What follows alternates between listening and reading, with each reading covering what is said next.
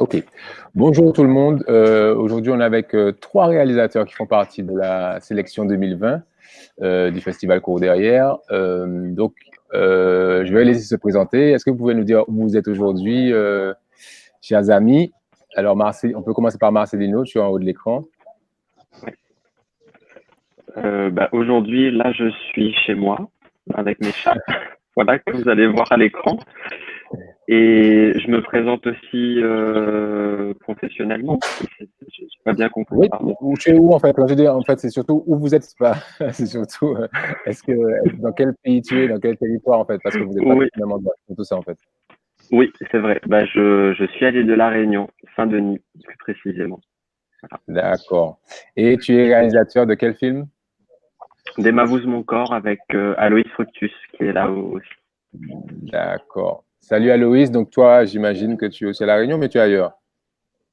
Non, non, là, je suis à La Réunion. Je Tu es suis là. aussi chez moi, à Piton-Saint-Leu. Et Super. oui, voilà, je suis co-réalisateur avec Marcelino d'Emma Vous mon corps. D'accord, ok. Et enfin, on a Dimi Choulout. J'ai bien prononcé? Oui, Dimi Choulout, c'est ça. Choulout, ok. Je suis Dimi, tu d'Haïti. es où alors? Haïti, je suis sur mon toit, sur le toit de ma maison. Comme vous pouvez le constater, il y a la lumière, il y a le soleil Super. qui vient à peine de se lever. Et Ok. je suis réalisateur Un jour en choix. Mhm. Et c'est un documentaire expérimental. Ok, d'accord. Alors, on va commencer peut-être justement par toi, Marcelino. Attendez, je vais changer la configuration parce que du coup, comme vous êtes tous les deux. Euh, donc, alors Marcelino et Aloïs, est-ce que vous pouvez nous dire un petit peu dans quel contexte vous avez réalisé le film Des Mavos Mon corps? J'y vais, Qui commence? allô? Vas-y, vas-y. Ok. Alors, des Mavouz mon corps, au départ, ça a été une commande de l'association Horizon, qui était une des seules associations à l'époque avec le refuge qui s'intéressait aux thématiques LGBTQIA+. Et ils nous ont fait cette commande-là d'un court-métrage pour pouvoir présenter ce court-métrage-là lors de leurs interventions dans les milieux scolaires, médico-sociaux, etc., pour avoir un outil de référence culturel réunionnais sur là le là le film il est autour d'un coming out et d'une découverte d'homosexualité. Mais en tout cas enfin voilà, que ce film soit vraiment référencé localement, qui ait la langue créole à l'intérieur, qui ait les paysages de la Réunion pour permettre un véritable ancrage à cette identité sexuelle là qui paraît souvent très lointaine ici en D'accord. tout cas. Ok. Est-ce que tu voulais rajouter quelque chose, Aloïs? Non, pas vraiment. Il a bien résumé. C'est une commande de base. Oui, Comment voilà, c'est c'est ça. Il y avait Vas-y, ce pardon. besoin Pardon. qu'on fasse. À la base, c'était un film de prévention, mais avec Mhm. Marcelino, on est parti sur une réelle fiction. Mais c'était ça l'idée, c'était que n'importe quel Réunionnais puisse s'identifier réellement à ce personnage-là et à sa vie, et pas forcément avec des films préventifs métropolitains ou autres, voilà, sur l'homophobie, etc. D'accord. Et ma question, c'est est-ce que vous travaillez tout le temps, ensemble, ou bien est-ce que c'est ce projet-là qui vous a rassemblé? Pour tout te dire, en fait, c'est Marcelino qui est venu me voir à l'époque et qui m'a parlé de ce projet et il m'a demandé de co-réaliser avec lui à l'époque. Et c'était la première fois qu'on travaillait ensemble, mais depuis on a retravaillé ensemble, mais on travaille pas toujours ensemble non plus, mais c'est parti on en a fait plusieurs autres projets depuis, et je pense que ça va continuer. Je pense que ça va continuer. D'accord, ok. Alors, Dimi, est-ce que tu peux nous dire dans quel contexte tu as fait le film Un jour un choix, Yon jour un choix? Oui, Un jour un choix en français, en créole, c'est Yon jour un choix. Et Mhm. ce film a été développé dans le cadre d'une formation donnée par la Focal Haïti et sur le thème de diversité et tolérance. Mhm. Et là, on devrait choisir un sujet par rapport à ce thème. Et là, je me suis dit pourquoi pas aborder la question de la religion. Et c'est une autobiographie. Et c'est d'après, avec Richard Sénécal, qui était comme formateur. Et il m'a permis, avec toute l'équipe, de faire ce choix et de traiter le film de cette manière. Ok. Est-ce que avant cet atelier-là, tu savais que c'est de ça que tu allais parler, ou bien c'est pendant l'atelier que ça a été une évidence pour toi? Non, c'est depuis avant l'atelier, mais je n'avais pas eu l'occasion de réaliser ça avec toute une équipe. Et maintenant, j'avais une équipe en ma possession et ça me facilite la tâche de réaliser ça. Ok. Alors, on va rester avec toi pour la prochaine question. Est-ce que tu peux nous dire, voilà, qu'est-ce que tu as voulu raconter en fait? Donc, c'est autobiographique, c'est de ta vie que tu parles. Qu'est-ce que tu voulais raconter à travers ce petit documentaire expérimental-là? À travers ce documentaire, je pose la question de la division et que la religion et certaines sectes est à la base de la division qui existe dans notre société. Et après, il y a ce problème de contrainte et ce problème et de stigmatisation qui existe aussi. Et c'est une forme c'est comme l'esclavage qui continue dans cette même tendance religieuse. Et je voudrais mettre ça en lumière et dénoncer ces malversations qui existent au niveau des religions, surtout le protestantisme. Et je me suis dit, mais pourquoi pas parler de ça en documentaire. D'accord, ok. Alors, on va revenir avec vous, Marcelino et Aloïs. Du coup, donc c'était une commande, il y avait un cadre assez précis sur ce qu'il était question de traiter. Qu'est-ce qui par quel bout vous êtes rentré dans cette histoire-là en fait? Et qu'est-ce qui était important pour vous dans la façon dont vous avez traité le sujet justement? Au-delà voilà, du créole, etc., ce que je comprends sur la forme, mais voilà, sur le fond, comment vous avez choisi de rentrer dedans? Qu'est-ce qui vous a guidé? Vas-y, Marcelino. Ouais, ok.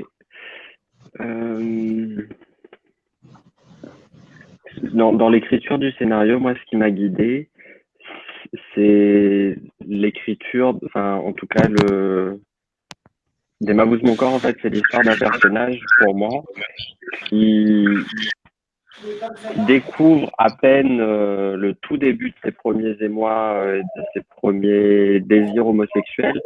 Et il a à peine le temps de les prendre en charge que tout le monde autour de lui veut déjà mettre en mots son homosexualité, veut déjà la prendre en charge à sa place, veut déjà le guérir alors que peut-être que lui il se considère pas malade. Et c'est vraiment ce personnage-là à qui on soutire son désir alors que le désir il est censé être intime et pris en charge personnellement. On lui soutire ça pour le prendre en charge en communauté. Ok. Pourquoi? C'est quelque chose que tu as observé toi-même dans ton entourage, que tu as observé autour de toi? C'est des choses que tu as vues dans la réalité? Oui, bah, que ce soit dans mon expérience associative, parce que j'ai été bénévole à l'association Horizon, ou dans mon expérience personnelle, c'est ceux qui ne sont pas concernés par ce désir-là qui veulent le prendre en charge, qui veulent le guérir, le supprimer, le taire, alors que la personne elle-même n'a même pas le temps de se l'approprier, quoi. Ok. Juste une petite question, je ne connais pas s'il a été traité. Une petite question. Le choix de la langue a été voulu dès le début. Et deuxièmement, la langue, il y a un vrai travail poétique On a l'impression quand on écoute, on est aussi dans un fond de cœur. Est-ce que ça avait été décidé dès le départ ou c'est au fur et à mesure de la construction du film que ça s'est mis en place? Alors, pour moi, il était primordial que le film soit en créole réunionnais. Voilà, il n'y avait pas possibilité que ce soit autrement, c'était cette langue-là et puis c'est tout. Et après, sur la construction même, est-ce que tu racontes du fond de cœur, de la poésie du film? Effectivement, j'ai essayé d'aller vers un conte. Voilà. Aujourd'hui, avec le recul, je vois les limites que ça peut avoir ou les endroits où j'aurais pu beaucoup plus étirer. Mais en tout cas, ouais, il y avait cette volonté de raconter une histoire, que ce soit un conte en fait, un conte visuel. D'où l'apparition du personnage de la narratrice, etc., de celle qui voit et qui commente et qui accompagne le personnage dans son parcours. Comment vous êtes, je vais poser une question à Loïs, comment est-ce que vous êtes, comment est-ce que vous avez fonctionné en fait dans ce travail-là, dans cette collaboration-là? Comment est-ce que vous avez fonctionné sur à la fois les décisions artistiques et les décisions techniques sur le film? Alors, comme disait Marcelino, comme je te disais tout à l'heure, il est venu du coup avec. Au début, c'était des petites scènes qui étaient écrites sur papier et on se mettait d'accord sur où est-ce que le film allait aller. Puis à un moment, il a fallu pondre un scénario. Et il est venu avec son scénario et je l'ai lu. Et c'est ça qui m'a vachement attiré de base. C'était dans son écriture, c'est que j'avais jamais vu un film fond de cœur entre guillemets. Et je trouvais que c'était un exercice super excitant de faire. De se dire, on prend un scénario qui est pas forcément écrit exactement comme un scénario comme on a l'habitude de le lire, mais justement, on va essayer de l'adapter comme ça. Et nous, on a travaillé. Moi, j'ai pas mal travaillé au niveau technique du film, et j'étais très attaché parce que c'était quand même c'est Marcelino qui a écrit l'histoire, et j'étais très attaché à l'idée que je respecte ce qu'il avait en tête, Marcelino, et ce qu'il avait envie de faire. J'avais vraiment cette envie-là, c'est que l'histoire qu'il avait écrite respecte ce qu'il avait imaginé, ce qu'il voulait, et respecte la sensibilité qu'il avait mis dedans et la poésie aussi qu'il avait mis dedans. Sur le plateau même, c'était Marcelino et Fanny d'ailleurs qui dirigeaient les acteurs, etc. Mais après, quand il s'agit du film en lui-même, on discutait l'un l'autre pour savoir ce qui était le plus intéressant au niveau artistique à tel moment ou à d'autres moments. Voilà. Mais j'ai été pas mal sur le tournage technicien, pas mal dans la technique. Ok, ça marche. Est-ce que, du coup, après ce film-là, non, avant ça d'ailleurs, comment est-ce que le film a été reçu là où vous l'avez montré à La Réunion pour l'instant? Ou ailleurs d'ailleurs, hein? Je ne sais pas s'il a été montré ailleurs.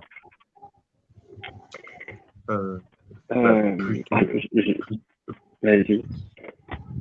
Plutôt bien, parce que de toute façon, la première projection qu'on a faite, elle a été faite avec Horizon, donc l'association qui nous avait commandé le film.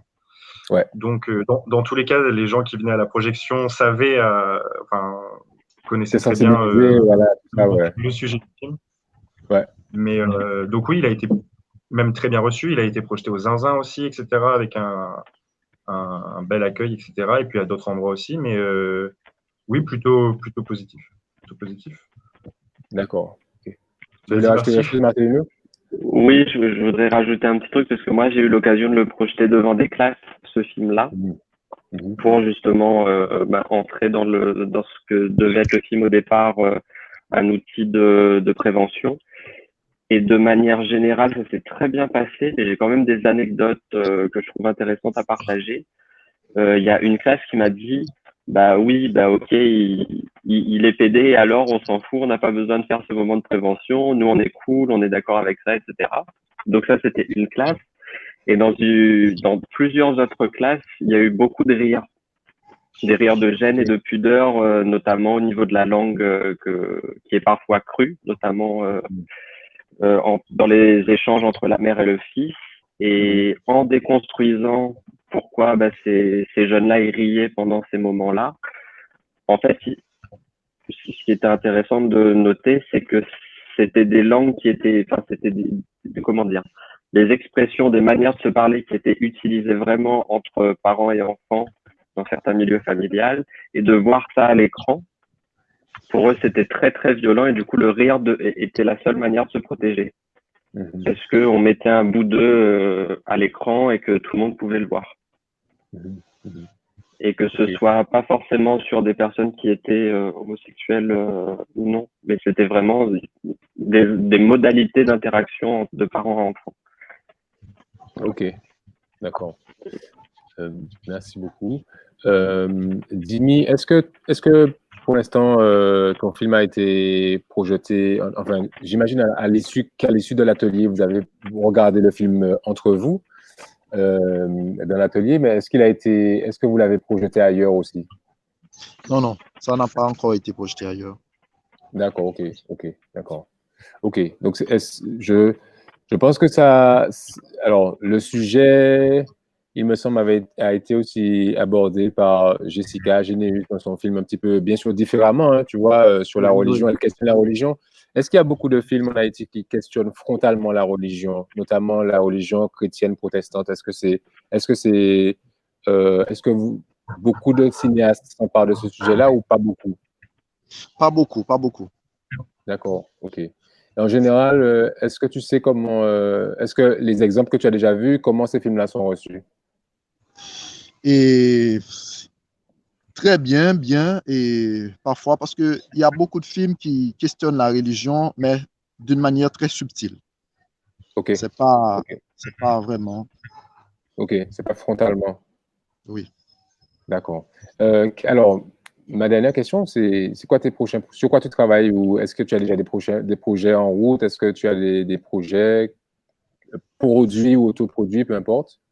Oui. Et maintenant, là, je suis en train de développer un projet de film avec Haïti Doc, c'est D'accord. sur les Madame Sarah. Est-ce que tu peux nous dire ce que c'est les Madame Sarah, justement? Les Madame Sarah, ce sont des marchandes qui vendent dans les villes de province et qui viennent vendre dans la capitale. Et ces femmes qui font des parcours, des voyages sur des camions, des avions, des bateaux et tout ça. Ok, d'accord. Et donc, ça, c'est le sujet sur lequel tu travailles. Je crois que tu faisais partie de la dernière résidence d'Haïti Doc qui s'est tenue avec Gassner, qu'est-ce qu'il y avait? Avec Il y a Gassner, il y a Rachel. Escalog, il y a Ok, et c'était Rachel, oui, c'est d'accord. Rachel formatrice. Magloire, Oui. etc. Oui, d'accord. Ok, cool. Ouais, j'ai suivi ça un petit peu sur les réseaux. Très bien. Ben, on a hâte de voir ça. Bonne continuation à toi. Je vais poser la même question à Marcelino et à Loïs. C'est quoi les prochains projets sur lesquels vous travaillez, Loïs et Marcelino? Je commence. Moi, je suis actuellement j'ai monté depuis quelques mois, là, même presque un an, un collectif qui s'appelle Formidable, avec qui je fais de la vidéo. Donc, je continue à faire de la vidéo et à réaliser à côté. Mais là, personnellement, j'écris des scénarios. Je suis en train d'écrire un court-métrage en ce moment qui raconte l'histoire d'un fait divers pendant un cyclone à La Réunion, en gros. Et voilà, c'est en cours d'écriture. Donc, c'est un projet qui évolue doucement. Mais sûrement. Voilà. Doucement, j'ai dit doucement, mais sûrement. Doucement, mais sûrement. Ah oui, pardon. Je m'ai entendu. Ok, ça marche. Et toi, Marcelino, quels sont tes prochains projets? Tu as des choses en vue pour l'instant? Ouais. Actuellement, je suis en train d'écrire un court-métrage qui s'appelle Imagine pas. Tu n'imagines pas en français.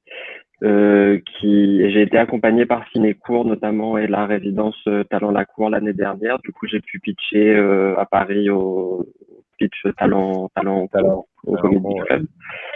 Et du coup, voilà, je continue à écrire ce film-là, qui est l'histoire de deux mecs. Enfin, c'est une histoire d'amour entre deux mecs. Un qui vit à La Réunion et qui veut pas partir de La Réunion, et un qui vit à Paris et qui ne veut plus rentrer à La Réunion. Voilà. Ok, super. Bon, ben écoutez, je vous souhaite que du meilleur. En tout cas, je vous souhaite au nom du festival que du meilleur pour dans vos prochains projets. J'espère que ceux qui verront vos films ici à La Réunion ou bien en ligne prendront autant de plaisir que nous et puis qu'ils vous poseront des questions sur les réseaux. N'hésitez pas à rester en contact, à nous envoyer ce que vous ferez par la suite. Nous, on tâchera de rester au courant aussi. Voilà, donc bonne fin de journée à tous. Et puis peut-être qu'on se croisera sur le festival cette année, Marcelino et Aloïs. Et si ce n'est pas le cas, ben, l'année prochaine, avec les restrictions diverses et variées. Et puis Dimi, à bientôt. On espère aussi qu'on se croisera en chair et en os, ici ou ailleurs. Quel que soit l'endroit, ok? Ok, bon ben, merci en tout cas pour votre disponibilité. Et puis, on termine ensemble juste après la fin de l'enregistrement, ok? Oui. Ok. Merci. Et tu vas finir avec eux?